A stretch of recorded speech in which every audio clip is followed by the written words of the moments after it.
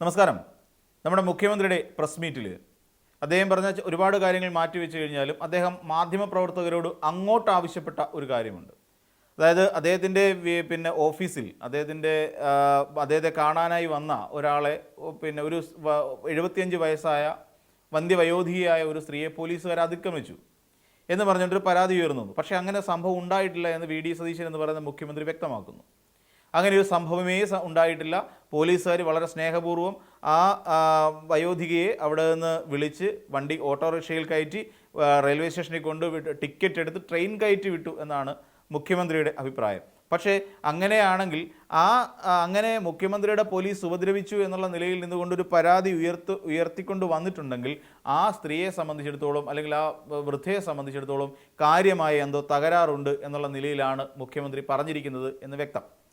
രണ്ടാമത്തെ കാര്യം, കൊല്ലത്ത് ഇവിടെ ഉണ്ടായ കുണ്ടറയിൽ ഒരു ചെറുപ്പക്കാരനെ ഒരു പോലീസ് അട്രോസിറ്റീസ് അല്ലെങ്കിൽ പോലീസിൻ്റെ അതിക്രമം കാരണം ജീവൻ വെടിയേണ്ടി വന്നു. അതായത് പോലീസുകാർ ക്രൂരമായി മർദ്ദിച്ചു. തൊട്ടടുത്തുള്ള ഒരു 13 വയസ്സുകാരൻ്റെ തിരോധാനവുമായി ബന്ധപ്പെട്ടുകൊണ്ടാണ് ഈ പാവപ്പെട്ട ഒരാളെ, ഡ്രൈവറോ മറ്റോ ആണ്, അദ്ദേഹത്തെ വിളിച്ച് പോലീസ് കൊണ്ടുപോകുന്നത്. പോലീസ് ജീപ്പിൽ കയറുമ്പോൾ മുതൽ തുടങ്ങിയ ഇടിയാണ്. എന്താണ് അവരുടെ അജണ്ട, പോലീസിൻ്റെ അജണ്ട എന്നുള്ള അറിയില്ല. ശ്രീജിത്ത് എന്ന് പറയുന്ന ഒരാളാണ് ഉപദ്രവിച്ചത്. അതോടൊപ്പം ഈ പറയുന്ന പിടിയിലായ ആ ചെറുപ്പക്കാരൻ ഒരു മുസ്ലിം സമുദായത്തിൽപ്പെട്ട ഒരാൾ കൂടിയാണ്. കാര്യമായി ഉപദ്രവിക്കുന്നു, വാരിയലിന് ക്ഷതമേൽക്കുന്നു, നട്ടലിൽ പഴുപ്പ് കയറുന്നു. എന്നിട്ട് തിരുവനന്തപുരം മെഡിക്കൽ കോളേജിൽ അഡ്മിറ്റ് ചെയ്യുന്നു. തിരുവനന്തപുരം മെഡിക്കൽ കോളേജിൽ അവിടെ കുറച്ച് ദിവസം ട്രീറ്റ്മെൻറ്റിൽ ഇരുന്നതിന് ശേഷം ആ ചെറുപ്പക്കാരൻ മരണപ്പെടുകയും ചെയ്യുന്നു.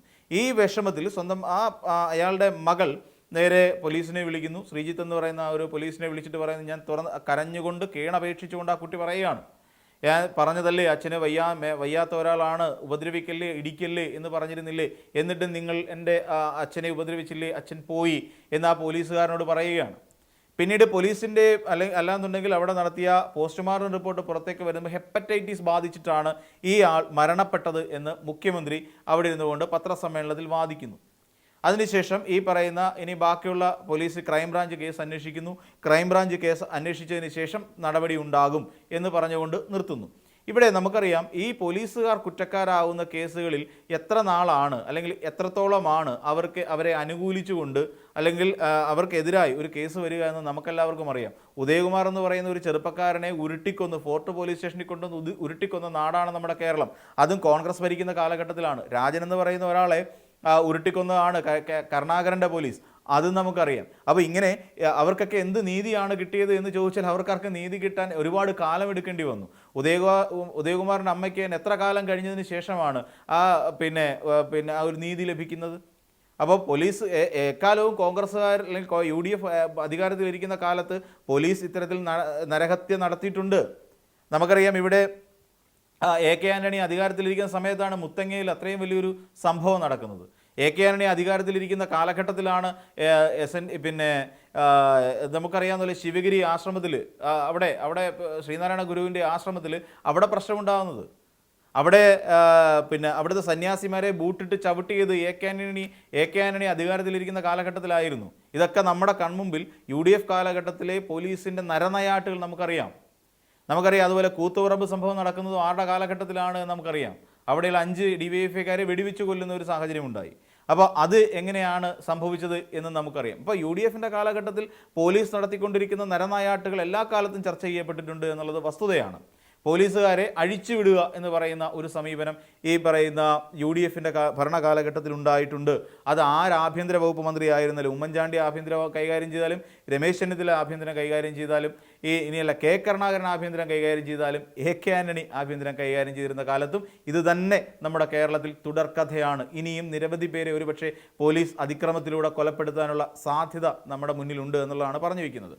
ഇനി നമ്മൾ ആലോചിച്ച് നോക്കൂ, അതിനെക്കുറിച്ച് അത് കേരളത്തിൽ ചർച്ച ചെയ്യപ്പെടേണ്ട ഒരു വിഷയമാണ്. അതായത് അത് ചർച്ച ചെയ്യപ്പെടേണ്ടത് രാഷ്ട്രീയമായി ചർച്ച ചെയ്യപ്പെടേണ്ട ഒരു വിഷയമല്ല, മറിച്ച് മാനുഷികമായി ചർച്ച ചെയ്യപ്പെടേണ്ട ഒരു വിഷയം തന്നെയാണ് ഈ പോലീസിൻ്റെ അട്രോസിറ്റീസ്, പോലീസ് നടത്തിക്കൊണ്ടിരിക്കുന്ന ഈ അതിക്രമം.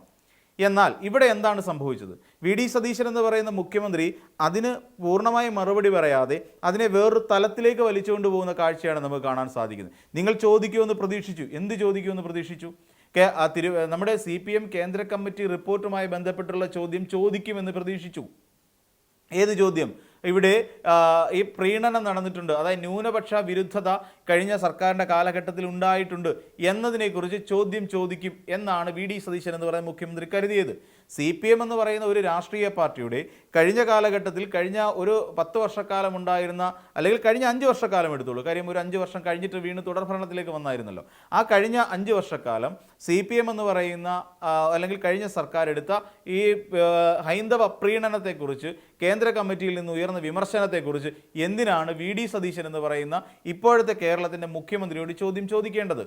അതൊരു ആവശ്യമുള്ള കാര്യമേ അല്ല. കാര്യം അത് CPM എന്ന് പറയുന്ന ഒരു രാഷ്ട്രീയ പാർട്ടിയുടെ, LDFൻ്റെ പോലുമല്ല, CPM എന്ന് പറയുന്ന ഒരു രാഷ്ട്രീയ പാർട്ടിയുടെ അവരുടെ ആഭ്യന്തര പ്രശ്നമാണ്, ആഭ്യന്തരമായി ഉയർന്ന വിമർശനമാണ്. ആ ആഭ്യന്തര വിമർശനത്തെക്കുറിച്ച് ചോദിക്കേണ്ടത് ഒന്നിൽ MA ബേബിയോട് ചോദിക്കണം, അതല്ലെങ്കിൽ സംസ്ഥാന സെക്രട്ടറി ഗോവിന്ദൻ മാഷിനോട് ചോദിക്കണം, അതുമല്ലെങ്കിൽ പിണറായി വിജയനോടാണ് ചോദിക്കേണ്ടത്, അല്ലെങ്കിൽ M സ്വരാജിനോടോ P രാജീവിനോടോ മുഹമ്മദ് റിയാസിനോടോ ചോദിക്കേണ്ട ചോദ്യമാണ്. അല്ലെങ്കിൽ പിന്നെ ഇതിന് കാരണക്കാരനായ യോഗി ആദിത്യനാഥിൻ്റെ പ്രസംഗം വായിച്ച VN വാസവനോട് വേണമെങ്കിലും ചോദിക്കാവുന്നതേ ഉള്ളൂ. പകരം എന്തിനാണ് വി ഡി സതീശൻ എന്ന് പറയുന്ന UDFൻ്റെ മുഖ്യമന്ത്രിയായിരിക്കുന്ന, കോൺഗ്രസിൻ്റെ നേതാവായിരിക്കുന്ന ഒരാളോട് ചോദിക്കേണ്ട ആവശ്യം? അങ്ങനെ ഒരു ആവശ്യമേ ഇല്ല. അപ്പോഴവിടെ അദ്ദേഹം പറയാൻ ഉദ്ദേശിച്ച ചില കാര്യങ്ങൾ, കഴിഞ്ഞ സർക്കാർ ന്യൂനപക്ഷ വിരുദ്ധരായിരുന്നു എന്ന് പറയുന്ന വി ഡി സതീശൻ പ്രചരിപ്പിച്ചുകൊണ്ട് കടന്ന ഒരു കള്ളപ്രചരണം സത്യമാണ് എന്ന് വരുത്തി തീർക്കാനുള്ള ബോധപൂർവമായ ശ്രമമാണ് വി ഡി സതീശൻ അപ്പോഴും നടത്തിക്കൊണ്ടിരിക്കുന്നതെന്ന് പറയേണ്ടി വരും. അല്ലാതെ ഈ ചോദ്യം അവിടെ അപ്രസക്തമാണ്.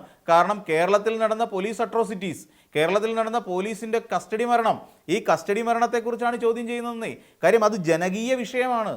നാളെ ഇതുപോലെ മറ്റൊരാൾക്ക് സംഭവിക്കാതിരിക്കാൻ, രാജനെ പോലെ, ഉദയകുമാറിനെ പോലെ, കുണ്ട്ര സ്വദേശിയെ പോലെ ആ വ്യക്തിയെ പോലെയോ നാളെ മറ്റൊരാൾക്ക് സംഭവിക്കാതിരിക്കാൻ എന്ത് നടപടി സ്വീകരിക്കാൻ കഴിയും മുഖ്യമന്ത്രിക്ക് എന്നുള്ള ചോദ്യത്തിന് പകരം വെക്കേണ്ട മറുപടിയോ ചോദ്യമോ ആണോ ഈ പിന്നീട് വി ഡി സതീശൻ എന്ന് പറയുന്ന മുഖ്യമന്ത്രി എന്നോട് ചോദിക്കുമെന്ന് ഞാൻ പ്രതീക്ഷിച്ചു എന്ന് പറഞ്ഞുകൊണ്ട് ഉത്തരം പറഞ്ഞത്?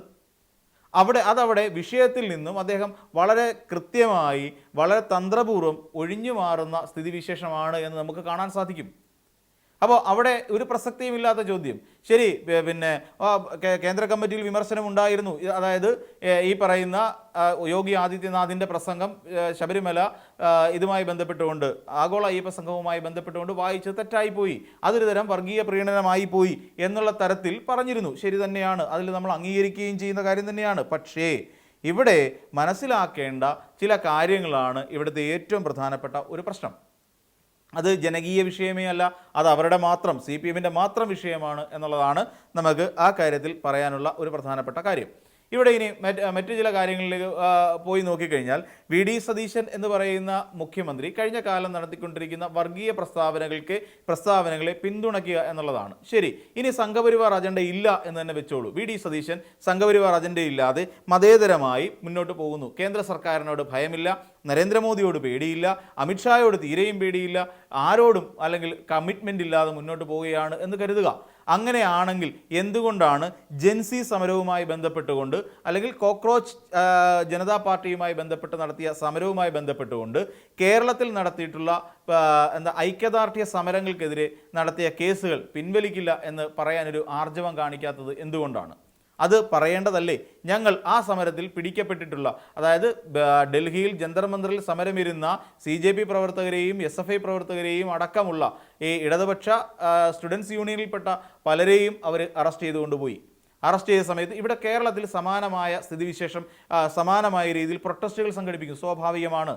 ഒരു ദേശീയ തലത്തിൽ പ്രഖ്യാപിക്കപ്പെട്ടിരിക്കുന്ന ഒരു സമരത്തിന് കേരളത്തിൽ പിന്തുണ കൊടുക്കണം. വേടനടക്കമുള്ള, അലോഷി അടക്കമുള്ള കേരളത്തിലെ സാംസ്കാരിക പ്രവർത്തകരടക്കമുള്ളവർ ഈ പരിപാടിയിൽ പങ്കെടുത്തു, സമരപരിപാടിയിൽ പങ്കെടുത്തു.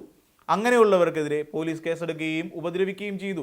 ആ കേസുകൾ ഞങ്ങൾ പിൻവലിക്കില്ല എന്ന് പറയാനുള്ള ആർജവം എന്തുകൊണ്ടാണ് സതീശൻ കാണിക്കാത്തത്? ബാക്കി എല്ലാ സംസ്ഥാനങ്ങളിലും ഇതുമായി ബന്ധപ്പെട്ടുകൊണ്ട് സമരം നടത്തിയവർക്കെതിരായി എടുത്ത കേസുകൾ പിൻവലിക്കാൻ അവർ തയ്യാറായി. പക്ഷേ അതുമായി ബന്ധപ്പെട്ടുകൊണ്ട് ഒരു വാക്കുകൊണ്ട് പോലും ഈ കേന്ദ്ര സർക്കാരിനെ നോവിക്കാത്തതാരാണ്? അത് വി ഡി സതീശൻ എന്ന് പറയുന്ന മുഖ്യമന്ത്രിയല്ലേ? അപ്പോൾ എന്തുകൊണ്ടാണ് വി ഡി സതീശൻ എന്ന് പറയുന്ന മുഖ്യമന്ത്രി ഈ രീതിയിൽ ചിന്തിക്കുകയും പ്രവർത്തിക്കുകയും ചെയ്യുന്നത്? എന്നിട്ട് CPM എന്ന് പറയുന്ന രാഷ്ട്രീയ പാർട്ടിയുടെ ആഭ്യന്തര വിഷയത്തിൽ തലയിട്ടുകൊണ്ട് എന്തിനാണ് അതിനെക്കുറിച്ച് ചർച്ച ചെയ്യണം, പത്രസമ്മേളനത്തിൽ മാധ്യമപ്രവർത്തകർ അങ്ങനെ ചോദ്യം ചോദിക്കണമെന്ന് വാശി പിടിക്കുന്നത് എന്ന് മാത്രമാണ് മനസ്സിലാകാത്തത്.